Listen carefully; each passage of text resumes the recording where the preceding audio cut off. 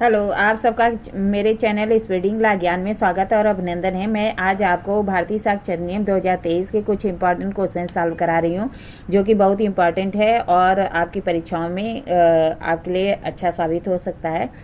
और अगर आपको यह वीडियो अच्छी लगती है, प्लीज़ लाइक करिए, सब्सक्राइब करिए, कमेंट करिए, शेयर करिए, साथ ही बेल आइकन दबा दीजिए ताकि कोई भी नोटिफिकेशन आपको तुरंत मिल जाए।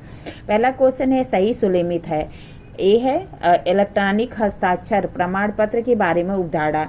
इलेक्ट्रॉनिक हस्ताक्षर प्रमाण पत्र के बारे में उपधारा 87 में, इलेक्ट्रॉनिक संदेशों के बारे में उपधारा धारा 90 में, 5 वर्ष पुराने इलेक्ट्रॉनिक अभिलेख के बारे में उपधारा 93 में, 93 में, और डी ऑप्शन है उपरोक्त सभी। तो सभी सही है क्योंकि इलेक्ट्रॉनिक हस्ताक्षर प्रमाण पत्र के बारे में उपधारणा 87 में है और संदेशों के बारे में 90 में है।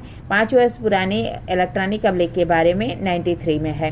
तो डी वाला ऑप्शन सही होगा। आगे क्वेश्चन है, यदि अभियुक्त भारतीय साक्ष्य अधिनियम 2023 में अपवादों का लाभ लेना चाहता है तो वह अपवादों को साबित करने का भार है।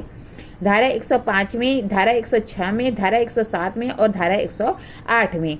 तो यह धारा 108 में दिया गया है कि अगर अभियुक्त भारतीय साक्ष्य अधिनियम 2023 के अंतर्गत अपवादों का लाभ लेना चाहता है तो उसे अपवादों को साबित करने का भार उसी पे है, धारा 108 में। जबकि भारतीय साक्ष्य अधिनियम 1872 की जो धारा 105 है उसमें यह प्रावधान किया गया था। आगे क्वेश्चन है कि सही सुलेमित युग्म है। ए है सबूत का भार 104 सही है, विबंध 121 सही है, वृत्ति संसूचनाएं 132 सही है, सूचक प्रश्न 146 सही है। तो इसमें सभी सही है क्योंकि सबूत के भार में 104 में दिया गया है, विबंध 121 में दिया गया है, वृत्त की सूचनाएं 132 में है और जो है सूचक प्रश्न 142 में दिया गया है। आगे क्वेश्चन है कि पक्षद्रोही साक्षी 157 में सही है, स्मृति ताजी करना 162 में सही है, साक्ष्य के अनुचित ग्रहण जो है अग्रहण के बारे में 169 में है। डी है उपरोक्त सभी सभी है। पक्षद्रोही जो हेयर स्टाइल वीकनेस है उसके बारे में जो है पक्षद्रोही साक्षी के बारे में 157 में है, स्मृति ताजी करना 162 में है, साक्ष्य का अनुचित ग्रहण 169 में है। किस धारा में कहा गया कि न्यायाधीश साक्ष्य की ग्राह्यता के बारे में विनिश्चय करेगा? किस धारा में कहा गया कि न्यायाधीश साक्ष्य की ग्राह्यता के बारे में विनिश्चय करेगा? ए है धारा 136, बी है कि धारा 141, सी है धारा 147 और डी है धारा 149। तो ये जो है 141 के अंतर्गत 141 धारा के अंतर्गत न्यायाधीश जो है साक्ष्य की ग्राह्यता के बारे में विनिश्चय करेगा। जबकि जो बी वाला ऑप्शन सही है। जब भारतीय साक्ष्य अधिनियम 1872 देखते हैं तो उसकी धारा 136 में यह प्रावधान किया गया था। किस धारा के अंतर्गत सूचक प्रश्न पूछा जा सकता है? धारा 141, धारा 146, धारा 147 और धारा 151। तो अभी आपको बताया गया था कि सूचक प्रश्न के बारे में कहाँ पे है, तो 146 में सूचक प्रश्न दिया गया है। ठीक है, बी वाला ऑप्शन सही है। आगे क्वेश्चन है, वृत्ति संसूचनाएं किस धारा में संरक्षित हैं? ए है धारा 126, बी है धारा 132, सी है धारा 133 और डी है धारा 135।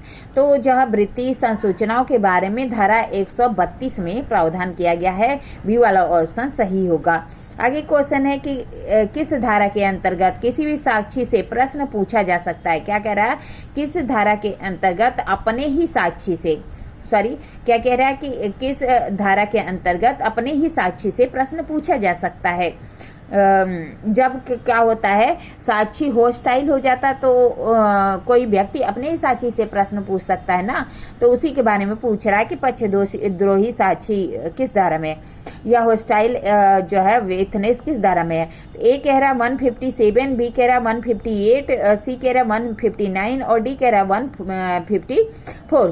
तो ए वाला ऑप्शन सही होगा 157। फिर आगे क्वेश्चन है, किस धारा के अंतर्गत न्यायाधीश को साक्षी और पक्षकार से प्रश्न पूछने और दस्तावेज पेश करने की आदेश देने की शक्ति है?